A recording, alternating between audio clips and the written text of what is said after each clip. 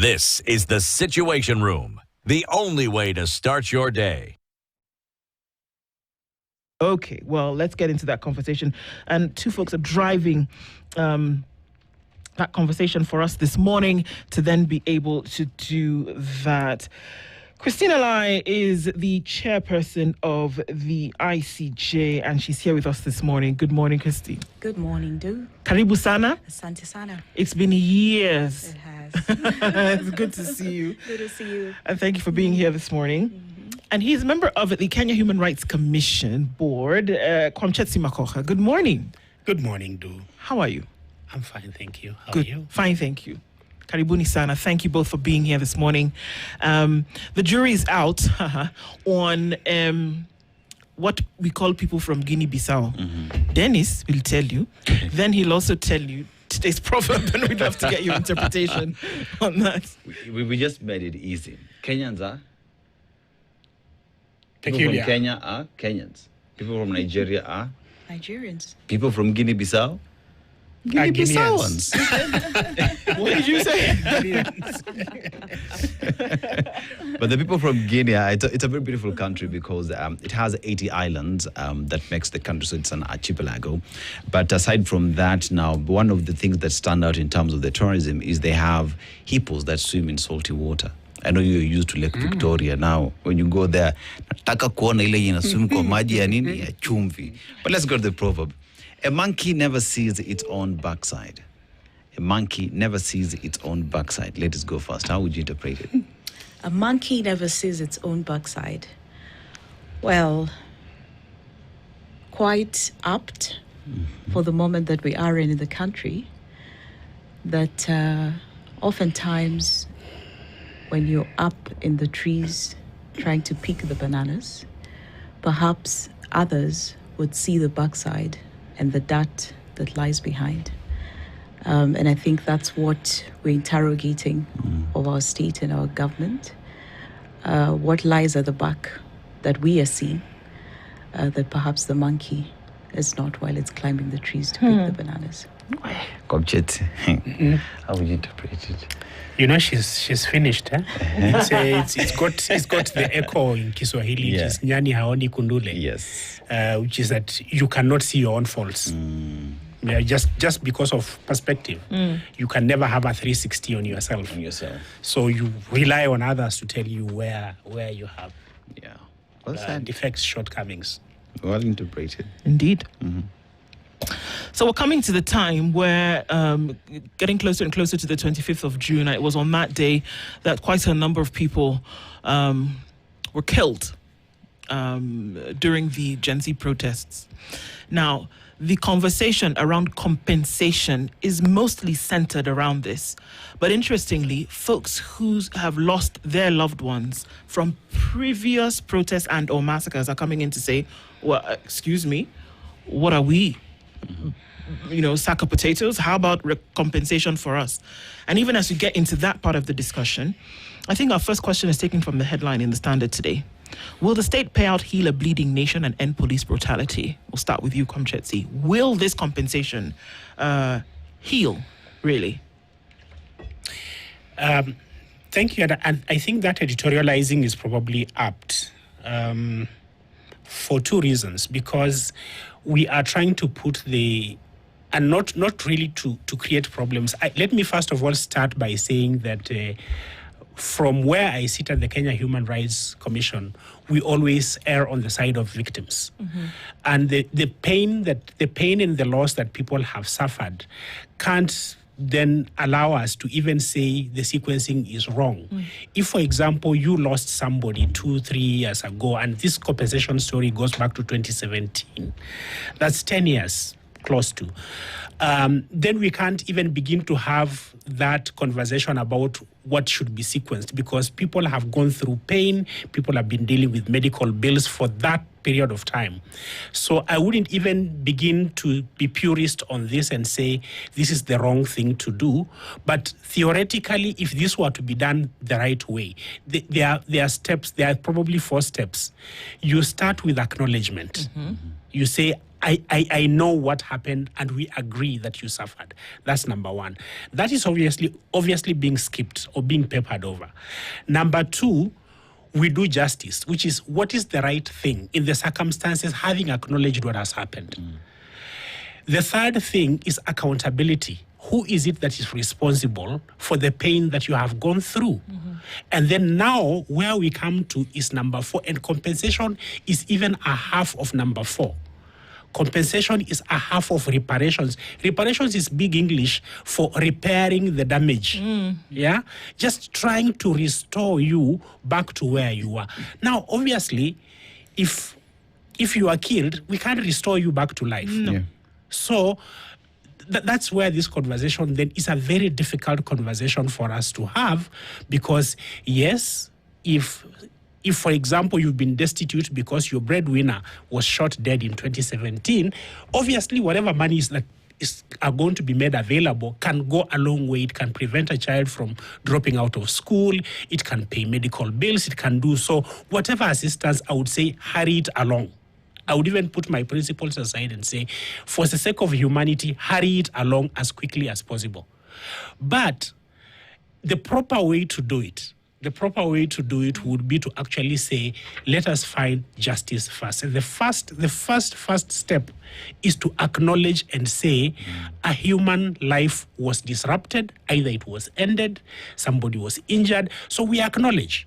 Having acknowledged, then of course, from that moment of acknowledgement, that is where now this demand for an apology comes from. And so, I think the Standard is quite right in saying, apologize. And it's quoting victims who are saying, we see what you are doing, but you are doing a backhanded acknowledgement. And that is why this is a very difficult subject for me to engage, because I'm also engaging with it from that point of humanity. And you're like, are we going to look this gift horse in the mouth if, for example, you have people who are in destitution? A lot of the people who got shot from 2017, if you look at the profile of the ages, unfortunately, I've actually looked at all the reports from that time. The profile of the ages of the people who are victims of this violence are young. They are people in their 20s, early 30s. So if you're talking at people who are really at the beginning of their lives, if they are family people, they are leaving behind widows and toddlers and children. And so at that moment, I don't want to have a conversation about the sex of the angels in terms of, what comes first. I'm like, no, just deal with the urgency of the situation right now. So in that sense, then I start by saying, first of all, just get them the compensation. And then after that, let's come back to the second question, which is, you really, if you're compensating, you are acknowledging that something was wrong. And therefore, and I think I stand with the victims when they say, the first point is acknowledge us. We are human, and then apologize. Right. Christine, I'm going to paint it a little bit differently. 2007 post-election violence, I was in Eldoret. And I remember one of the gentlemen I went to school with, the house was torched. The brother was killed. And that gentleman, one thing he keeps on saying is, regardless of how much you pay me or you apologize, my brother will not come back. Our house would never come back. The history and memories would never come back. All I need is justice for a crime that was done. Let's extrapolate that to 2026. We are saying, we are sorry, we will pay you for it. But you're looking at someone who was killed at 20, at 25, just got off campus, starting their job. Who knows how bright their future was? Everything is just wiped clean. Today, when someone asks or rather demands that all we want is justice, we don't need the money, we want justice. Are they right? They're absolutely right. Because just as Kwamchetsi has said, who must be at the center of this conversation is the victims. And if in fact the government is minded to put the victims at the center, then we would have the sequence of this whole process quite different. I think what is significant about this moment is for many years, we have not had this public discourse. Yeah. We have not had the state leading the public discourse. You, in fact, have had victims being the ones shuffling back and forth in courtrooms. You've just talked about post-election violence. We have been in court with victims of the post-election violence since then to date. In fact, we just received a notice from the Supreme Court yesterday indicating that in one of the cases where we are now before the Supreme Court, we'll finally be receiving a judgment for victims of sexual violence who have been in court since February 2013. We're talking of more than a decade of waiting. Now, if we were to juxtapose that moment's conversation to now, we've reopened that debate. And what is very clear is that in the absence of truth, in the absence of justice, in the absence of guarantees of non-recurrence, then we come back to the very same point. Unfortunately, if you count down, look at the years, 2007, 2017, 2027. What do those timelines tell us? 10 years. 10 years. 10 years. We pray that we're not going to have another 27 and a similar situation. But just to continue from where Komchetsi left, victims who are asking for justice are rightfully asking so, because what we are lacking in the conversation around compensation now is what is the truth about what happened, right? Compensation is not something you just pick and choose. And in fact, if the government really wants to go the full hog, as we had in the statements that were made in the ceremony of receiving Ken CHR's report, then what we hope to see are mechanisms that bring out that truth. These were the circumstances of how we lost our Kenyans, our fellow citizens, these young Kenyans, and many more. These are the individuals and entities who are responsible for those violations. And these are the measures we're putting in place, not just compensation, but also mechanisms to pursue accountability. And in fact, what is very interesting, and we've seen this, the government has talked about transitional justice. The compensation panel is being led by an eminent transitional justice expert, our senior learned counsel, Professor Makal Mutua. They're fully aware of the various elements of transitional justice, right? Their hands are not tied. You know, the government wants us to believe that, in fact, the only measures or steps it can take that are within its control is to set up a panel and give 2 billion Kenya shillings and pay out only this specific list of victims and say the journey has begun. What have we seen in the past? There are possibilities for governments to set up special mechanisms that take into consideration that, in fact, established mechanisms such as, for instance, if we were to say the criminal justice system, IPOA, National Police Service, judiciary, and so on, may not have perhaps the capacity, the resources, the personnel, and what have you, to properly deal with investigations and prosecution of massive nature violations such as this. We've seen them world over. In the same way that the government has taken measures and steps to set up a special process and mechanism to identify and compensate victims of the Gen Z protests, they can also do so. Yesterday, to bring in place mechanisms that investigate and prosecute. But even more critically is the irony. You know, we're dealing now with a lack of coherence. That while we're in State House receiving a report that identifies and says we are now ready to compensate in 1 week, just 2 days prior, you have goons who are politically instigated to attack. You have goons and police killing in various processes. There's a lack of coherence here. And therefore, that is what renders the question, is this a matter of political expediency, or is the government truly, genuinely committed to pursuing truth, accountability, reparation, and guarantees of non-recurrence? It's interesting that you say that, and even as you mentioned a body like IPOA, which is critical in some of these things.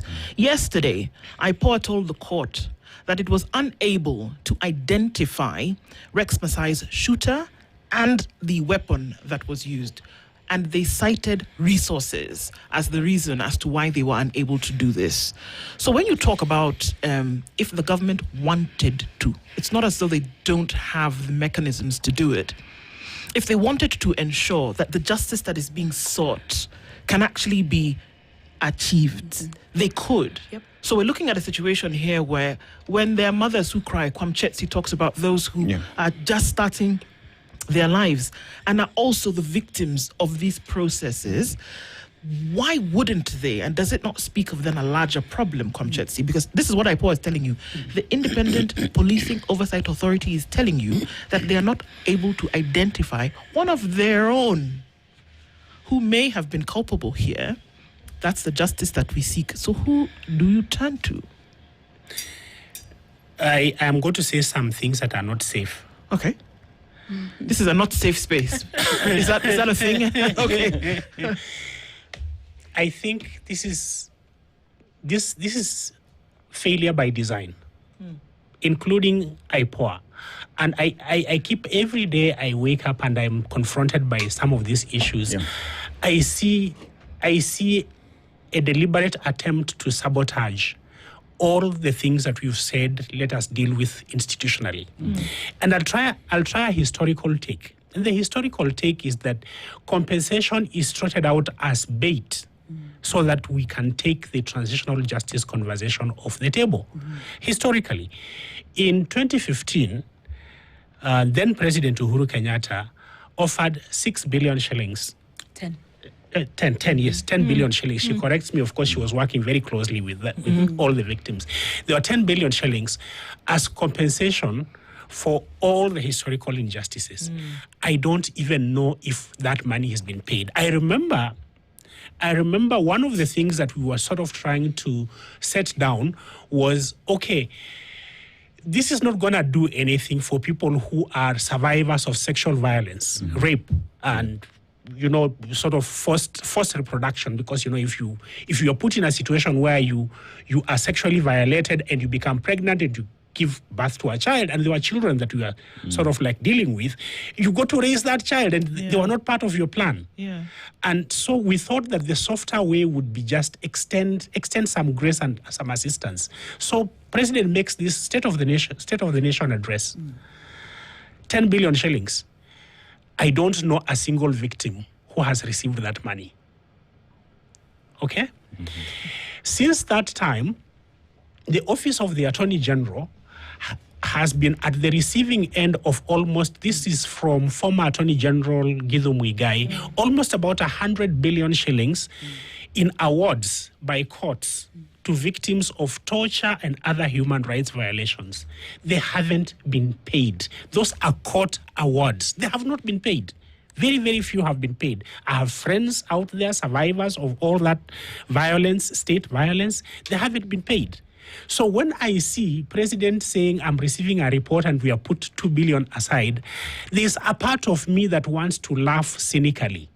Because I don't know a single victim who has received this money. So are you saying that then with this 2 billion shillings that nobody's going to get it? I am coming there. I'm like, I will believe it when I see a victim has received that money.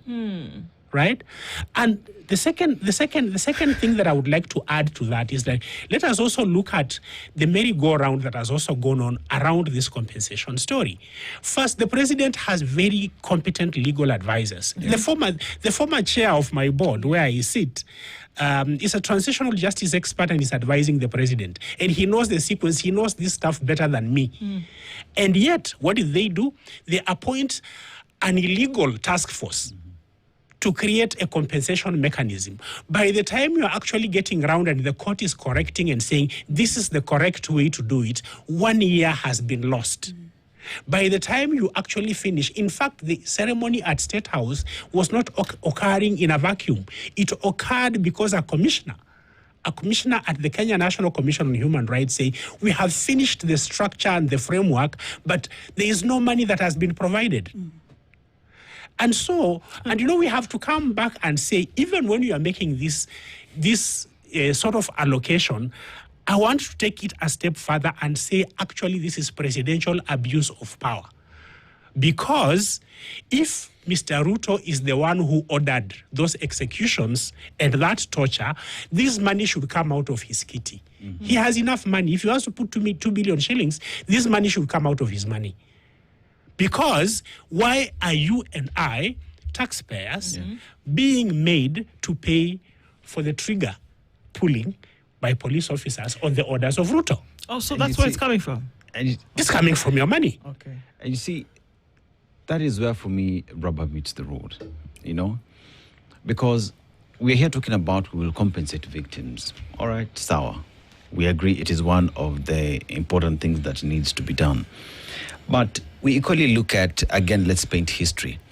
IPOA is telling us that they are unable to identify the shooter, yet the government of Kenya has, President Uhuru Kenyatta at the time, launched a forensic lab in the DCI that is able to take forensic tests to determine what bullet comes from. It's called ballistics. Mm-hmm. Ballistics tests to determine what bullet came from what gun. Precisely. And I remember at the time, Matiang'i, being the cabinet secretary, ordered all legal gun holders to return their guns so that the footprints of each gun is at the forensic lab. If we told that to the entire republic, how is it that guns that have been bought by taxpayers, bullets that have been bought by taxpayers, a forensic lab that has been set up by taxpayers, and police officers who were deployed were given a command to appear with specific number of bullets, because these things are assigned at the armory, with every police officer assigned to a specific gun with a specific serial number and specific number of bullets? How is it then today you're being told we are unable to do all these investigations to determine who pulled what trigger, who pulled what gun, how many bullets were used, and why were they used? Are we being honest when we talk about we want to deal with this problem, but we shall just pay you to shut up, but we will never accompany justice into this conversation? It's extremely unfortunate. Mchezo wa town. Ni mchezo wa town. Kabisa. And extremely unfortunate. But as we have the conversation, I want to echo what Komchetsi said. Let's center the victims, yes, right? On the one hand, where we're acknowledging that there are mothers, fathers, families that are grieving lost ones. There are those who have been unable to continue with their lives, and we want them to be able to receive the recognition and acknowledgement that is deserved. Now, what we are faulting, and also to say that the Kenya National Commission on Human Rights has done a commendable job to actually pull together, which was acknowledged by the chairperson of the commission, that there's been years of work. There's been years of work in really reflecting on what should we have as a compensation mechanism, as a reparation mechanism that is holistic, not just looking at payouts, but also looking at rehabilitation, restitution, and importantly, guarantees of non-recurrence. Now, the reason why we're saying beyond that, what we're seeing is mchezo wa tauni, I come back to the fact that the president in his own speech and every other state official who spoke very coherently and articulately about transitional justice. It is a package. It is a package. And if you say that as a country, as a government, he himself, our president, said, for many years we've buried our head in the sand, and now we've decided to confront this issue head on. Confront it. Confronting it actually means that you're willing to question and interrogate those gaps. you're willing to actually say, in the same way you have set up a panel to compensate, where is this special mechanism to query that since last year, how many files have been concluded? What are the challenges? If it is a resource question, where is also the budget line and allocation for proper investigations, accountability, to actually see to it that we can hold individuals and institutions, because here we have police officers who were culpable, but there was a clear policy to shoot and kill. Who gave those orders? Because we can't run away from that. We cannot That somebody run away from that. was on the other side of the order, Absolutely. and that without that order, the chances of this action having been taken would have been slim. Absolutely. And who equipped the police? It was not on one day. It was on several days. The police were equipped to prepare to attack Kenyan citizens. We know who the head of the police service was. We know who the head of the Directorate of Criminal Investigations was. We know who was issuing the guns and the bullets, who was assigned what bullet, where, and when. Look, we do not need to spend another 10 years to arrive at where we have arrived today with the Baby Pendo case.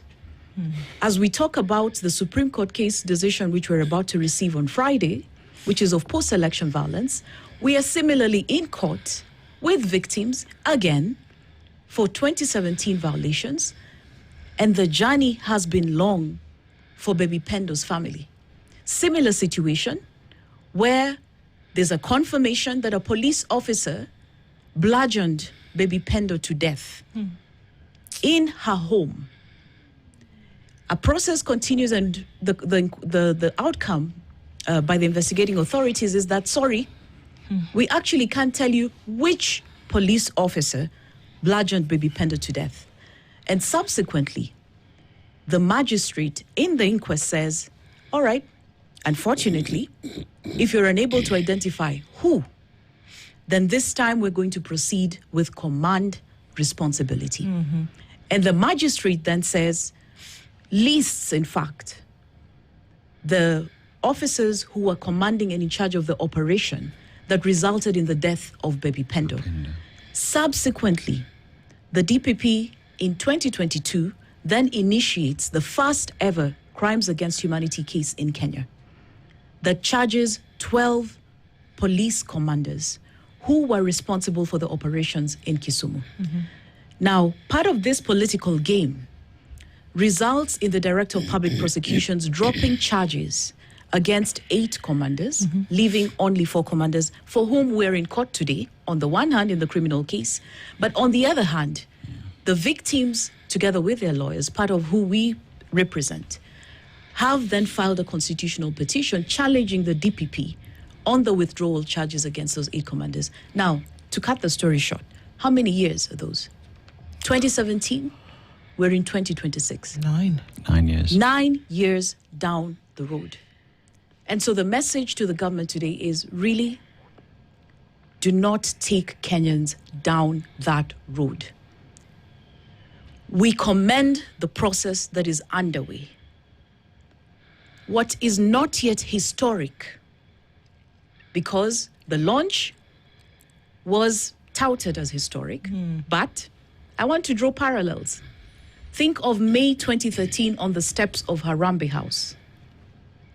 President Uhuru Kenyatta receiving the report of the Truth, Justice and Reconciliation Commission. That was historic, wasn't it? It was. What was in volume 4 of the Truth, Justice and Reconciliation Commission's report?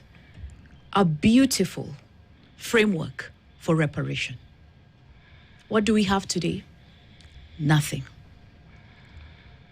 None of the victims have received any form of reparation. And in fact, I want to challenge Kenyans, because we're now a society that is debating on the basis of information.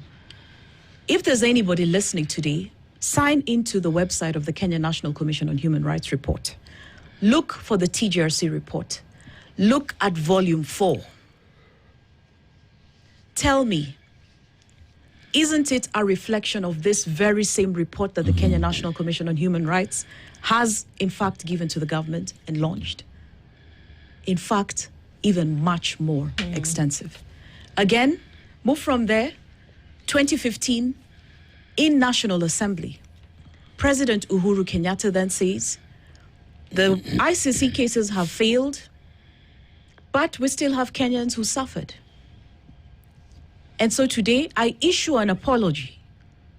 And as Komcheti has said, I instruct the National Treasury to set aside 10 billion Kenya shillings for the restoration of victims.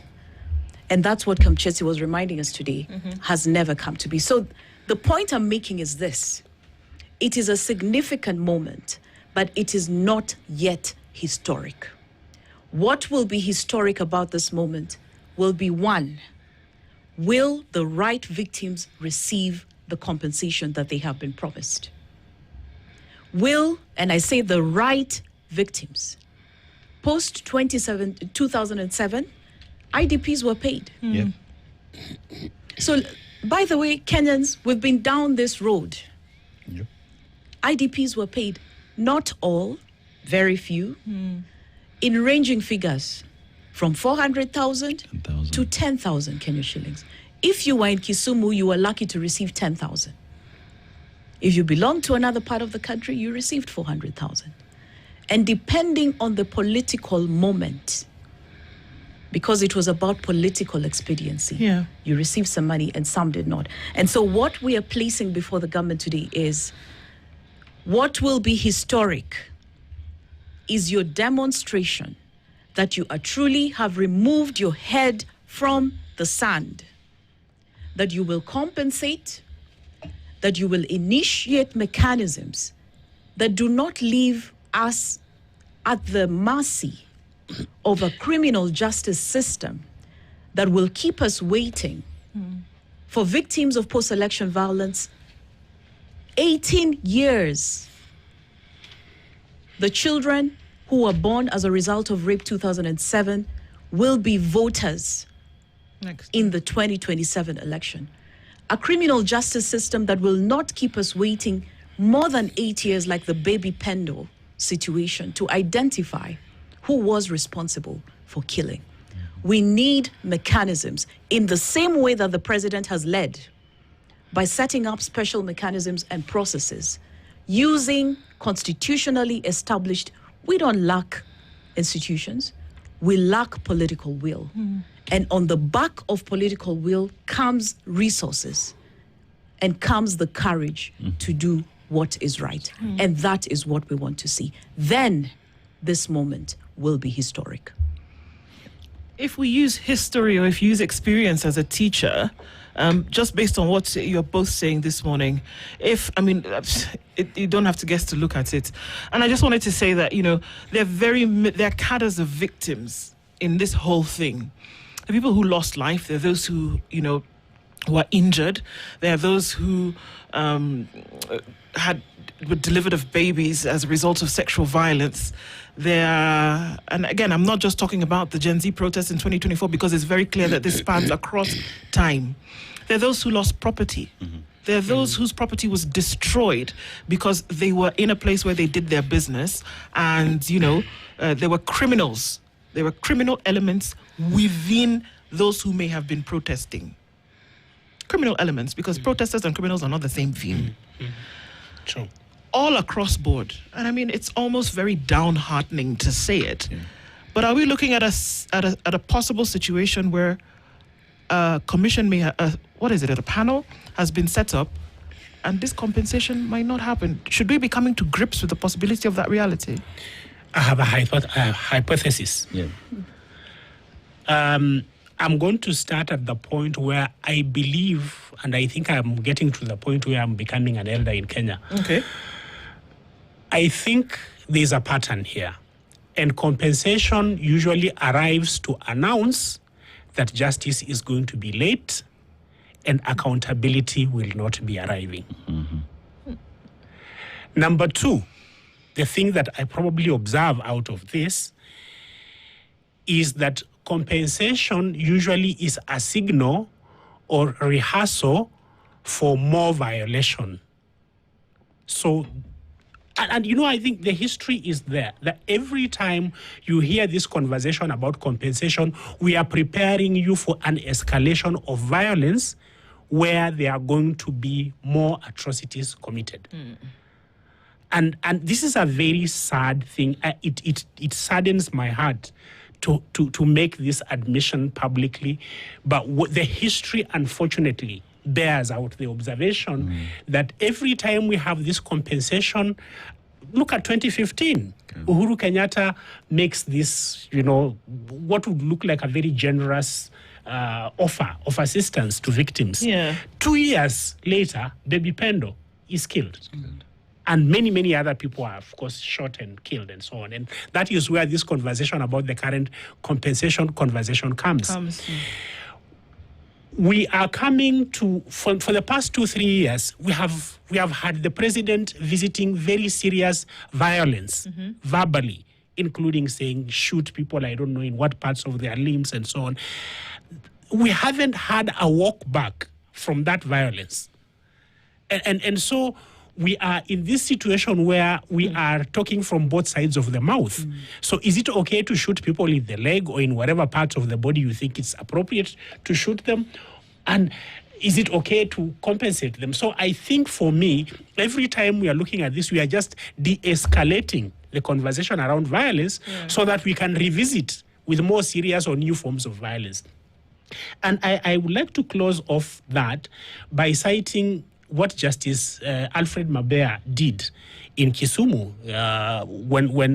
when civil society organizations went with victims to court. I think 28 victims and survivors from Nyalenda, Manyata, Obunga.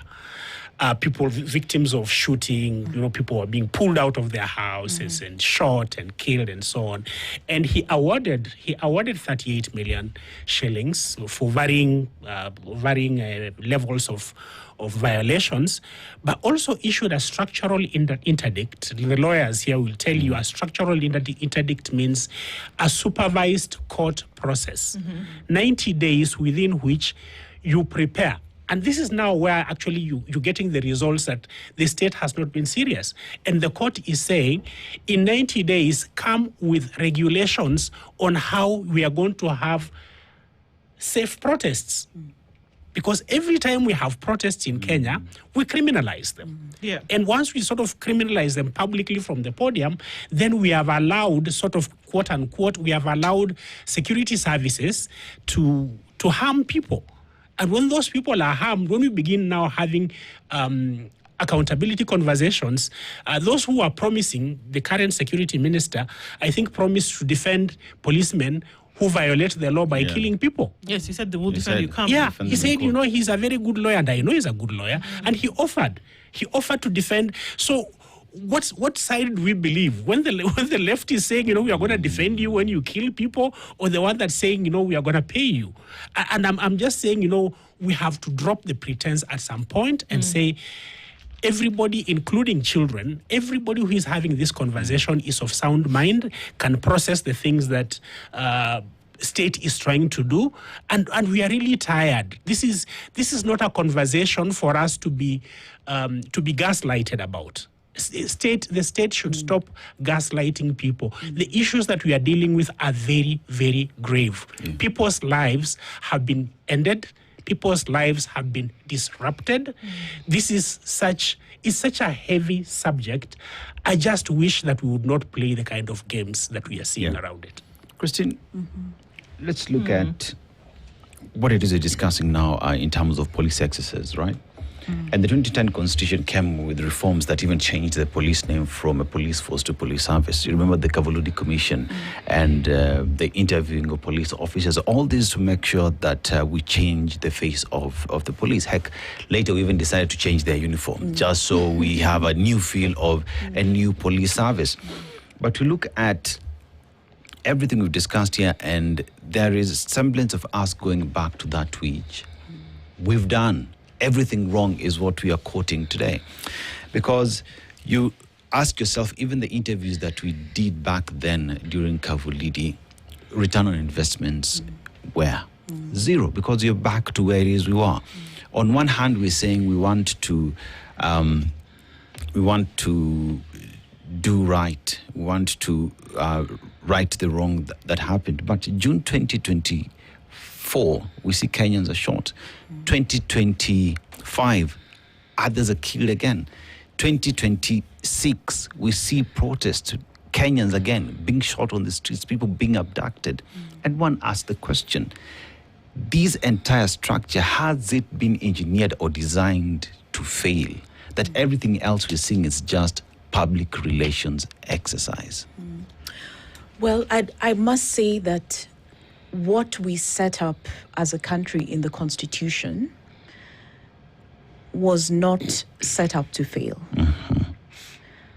Perhaps where our failure has been is in the individuals we have identified or elected to lead the process of implementing that framework. And so we have been on a journey as Kenyans. We have made significant progress and strides despite what we see today. I think, for instance, the Independent Policing Oversight Authority is one very significant entity that was born out of our crisis, Yes. right? And even as we speak about, for instance, the Baby Pendo case, the Sufuria case, and other protest cases that we've seen brought to court, I dare say that in the absence of IPOA, perhaps those cases may never have seen the light of day. And so in that regard, we have made significant strides. Unfortunately, we are now facing a moment of tension. We are stuck at a place where we can either pivot forward or we can seriously slide backwards. And unfortunately, the kind of slide we're seeing is one that, if you look to the future, we're looking at anarchy. How can it be that you're seated in the confines of holy grounds in a church and hired goons or criminal elements or whatever we call them can freely walk in and cause havoc? And that's not the first time where we've seen havoc caused in a church. We saw that with the former deputy president.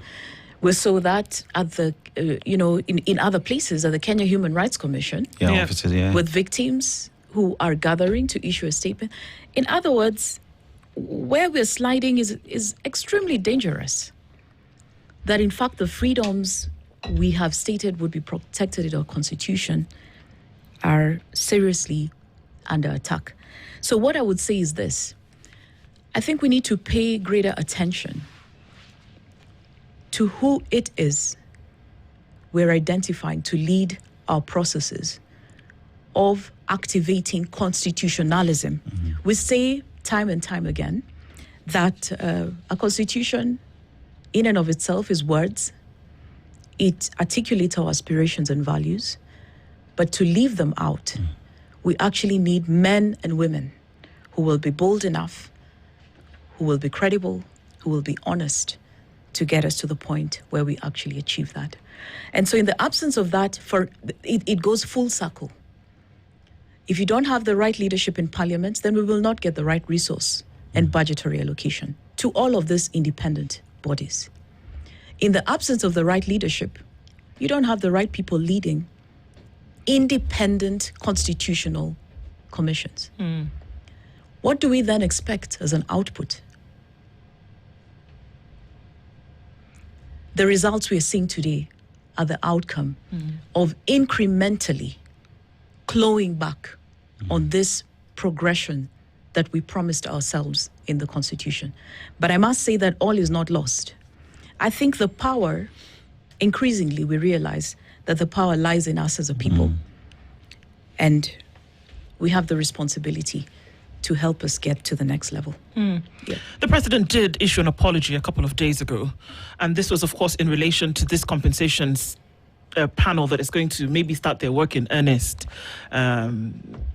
onto what, not sure. There have been suggestions that a panel wasn't needed. You already have the Kenya Human Rights Commission who does this work anyway, and that they are mandated to do this. You did not need to institute a panel to start having discussions about this and to maybe, bring in a few more coins there where they're not needed to pay anybody. What are your thoughts, both of you now, about that? The apology of the president and then his almost commitment where he said, I will not give another order for anyone to be killed. Acknowledgement that he did give the previous one. So should he then be held accountable?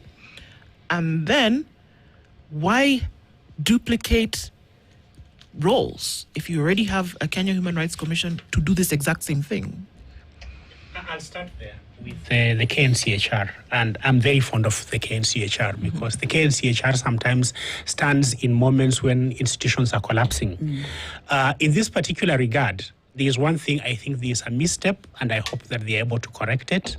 A senior advocate, Wilfred Nderito, whom I had hoped would actually take my place on this show, but wasn't available today, actually wrote to the Kenya National Commission on Human Rights requesting that they do not share the information on the victims with the government, with State House. And the reason for that is very simple, because you've got the integrity of data. If you are saying you are shot by police and then your details, including where you live, is also shared with the state, we have compromised. We've compromised your safety and your security. And I think that is an issue. Even as we are going into this, I think I hark back to what Christine was saying, which is that we've got to be able to do this in a systematized way so that we are not throwing new people into, the deep end, because they're going to make mistakes. Some of those mistakes can be avoided if you are using tailor-made institutions that sort of can deal with it. The question of leadership, I think, is critical, especially of the police service. And if you look at the task force report of the David Maraga task force from 2 years ago, says there was there's a consistent failure of leadership. It's almost like the police is designed to fail, right? From the police service commissioner, those things are not being addressed. For me, I come back to saying that every time you are making compensation for human rights violations, you are acknowledging that the constitutional promise is not being met. Right? Every time you do this kind of thing, you are saying we have fallen short. And for victims, it is not so much about you paying them. It is about how rarely you need to pay them. So the fact that we are having this payment conversation in itself says that we have made a habit. The violation of human rights is habitual. It's so habitual, it's almost routine. And for me, that's a difficult place, because we have a long history. We have a long 60-year history. And some of those violations are historic or historical. Others are footnotes. But when you lose a child, when you lose a husband, when you lose a wife, when you lose a mother or father, it's not the prominence of the person that is the source of the injury. The injury just cuts us deep. It doesn't matter how important or unimportant you are. Every life is important. And so that's why I'm at that point where I'm like, if the Constitution, and we wrote this Constitution for ourselves, if the Constitution says life is important, life is sacrosanct, why is it that it's so difficult for us to start on that as our base? Yeah.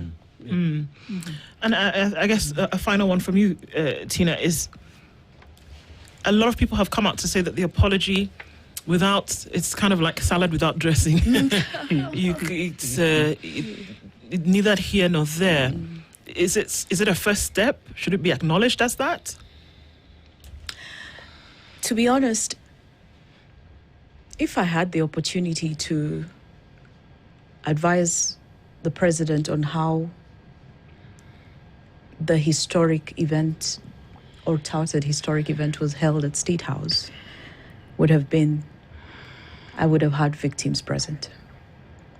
Okay. I would have had victims present. I would have apologized to the victims. That is an apology. If I wrong you, I look you in the eye and I say, I acknowledge my wrongdoing. I acknowledge the wrong that my government, that the state has put you through. Yeah. And I apologize.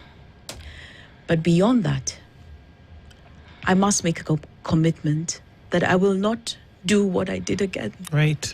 How many apologies do we intend to give? Make.